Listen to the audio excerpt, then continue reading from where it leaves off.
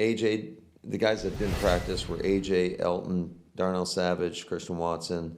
Limited were Jair, Aaron Jones, Keyshawn Nixon, Jonathan Owens, Jaden Reed, TJ Slayton, Quay Walker, JJ Ingabare, and Dontavian Wicks. Does AJ have a broken thumb? I'm not getting into the details of that. With whatever he's got, is it possible that he can play through it? We'll see. We're going to give him up till game time. Yeah, man, how hard is it for a quarterback to be mindful of footwork stuff and work on that during the season when you're obviously spending, so much of your time preparing for games and reading defenses and all that stuff? Very mindful. I think that's the foundation of quarterback play is your fundamentals, and that's something that you drill every day and that we talk about in the quarterback room. And I think, now when you're out in the game, you're right. It's got to be second nature. You're almost on autopilot. You're thinking about the coverage. You're thinking about the concept. You're thinking about how you got to protect. Maybe adjust a protection. So in game, I would say you're not as conscious of it, but that's got to be. But as far as the drill work and everything, that is, we're very mindful of that throughout the course of the week. When we watch tape, when we critique each rep. The timing, the footwork, all the fundamentals are absolutely is one of the main things we talk about. How do you think Jordan's doing in that regard? When I rewatched the game, it looked like the footwork got away from him a little bit. There were times, certainly. I think there was times where he got a little off balance in the pocket, but I think that's an area that you constantly. There's a lot of things that are going on, like you mentioned, and there's a lot of variables around you in terms of whether or not guys are making blocks. Sometimes you get moved off the spot. That's all part of it, and you got to be able to throw off platform in this league. And I think he can. He's shown it. He does a really good job of that. I think just in terms of what we've always talked about is in order to be consistent, consistently accurate, the fundamentals are the foundation of that. And I think that's an area where, some games are going to be better than others, and that's just the way it rolls. But we are absolutely focused on just making sure the fundamentals are tight, and he's doing everything in his power. And I think, he'll make the necessary corrections. I got a lot of belief in that. With having Jaden and Dontavian out there today, was there any pleasant surprise to see them both on the field? Where they were maybe? Yeah, I think anytime they're out there that we're happy about that. And but as far as I'm not surprised, no.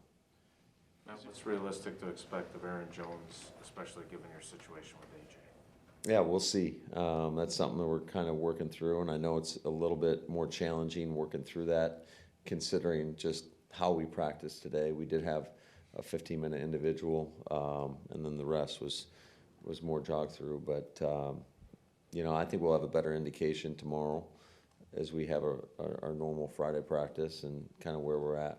Whatever AJ did to his thumb, when did it happen, and did he keep playing through it then? He did. I think that just kind of speaks to his level of toughness that he possesses, and I believe it was on the final drive, so it's unfortunate. It kind of caught us by surprise a little bit, but AJ's a tough guy, and I know that if he has any chance to be out there, he'll be out there. So if you don't have him or Aaron, what's realistic to expect of Kenyon Drake? And does it help that I know PT didn't go out of bounds on the one play, but does it help to have a guy who's done a lot of good things for you in the past? Yeah, we got confidence in those guys. Obviously, Kenyon's relatively new to our system, but I think he's a pro, and he's handled himself accordingly since the day he got here. He's put in the time. I think he's got a pretty good understanding. He's been around a lot of ball, so I think it's easier, I would say, to acclimate in a timely fashion for guys that have been around a lot of different places. And so I've got no reservations about him. Obviously, PT's done a lot of good things for us. And so, yeah, we'll roll how we need to roll. Is there any hope for Christian to practice tomorrow? Is he not going to be able to practice this week? You know, we'll have a better indication after today, but I would not anticipate him practicing tomorrow. And is Dylan's thing whether he can actually carry the ball and use that hand, or is it a medical thing that they have to decide whether it's safe for him to play? Or, yes. Yes. Which one? Yes. Which one? Yes. Yes to both. You're pretty good, Spoon. I've been in this business a while. Yes, you have. Hey, when it comes to Jair, is it about tackling? Is that the issue with whether he can tackle safely? I think that's a big part of it, yeah, absolutely. Hey, Matt, what did you think of what Wicks gave you, and if you're able to have him this week, what did you think of, you were talking about how you kind of had to do it by committee to replace Christian. And he had that catch where I think Jordan's ball kind of sailed on him, it was behind him, and he made that play. What does he You're do? saying on the third down play on the sail route? Yeah, I think that was, it was a great catch. We had tight coverage, Banks was all over him. I just think he's a guy that has a lot of ability in his body in order to get off the line of scrimmage. If he gets bump coverage, he's got really good play strength to fight through contact. I think his route running ability is really good. I don't think there's anything he cannot run. He can, break tackles. We saw it, what was it, the Charger game where, he caught that stick route, got popped in the back and turned and got out of it. And he's made a couple other plays.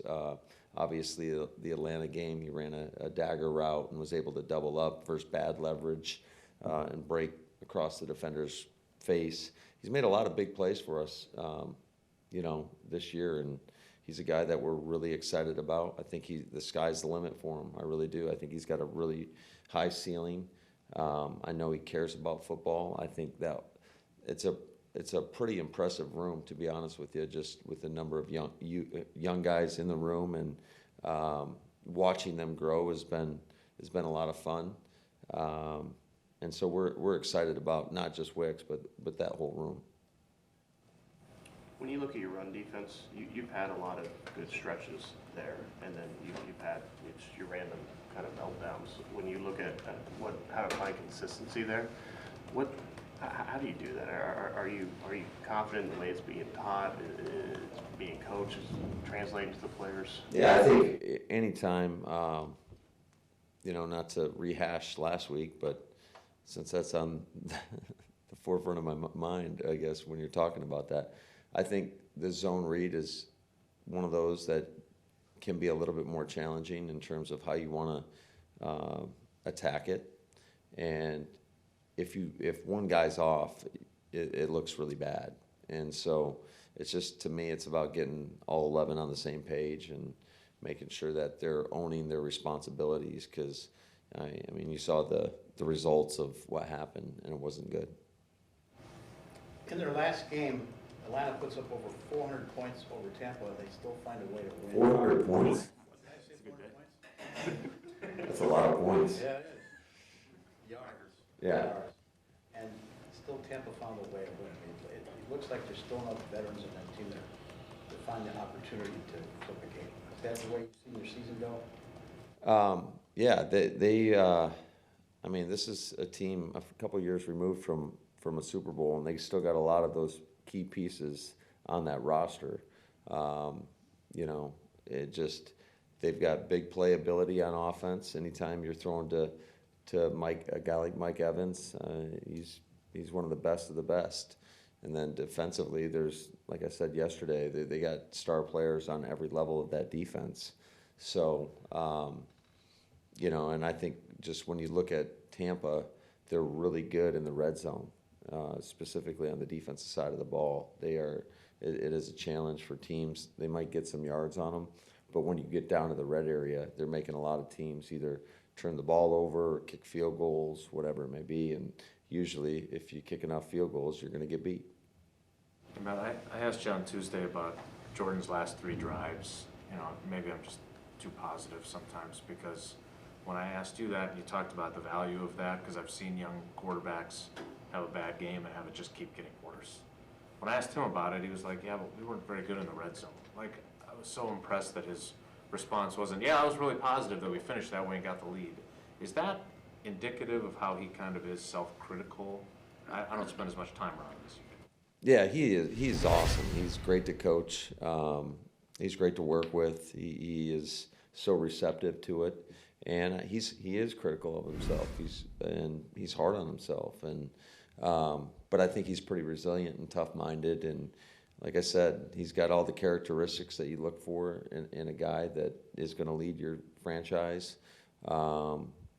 And so, yeah, but it's not just about one player. It's about the collective doing their job, and ultimately we got to do a better job, everybody, making sure, especially when we get into the red area.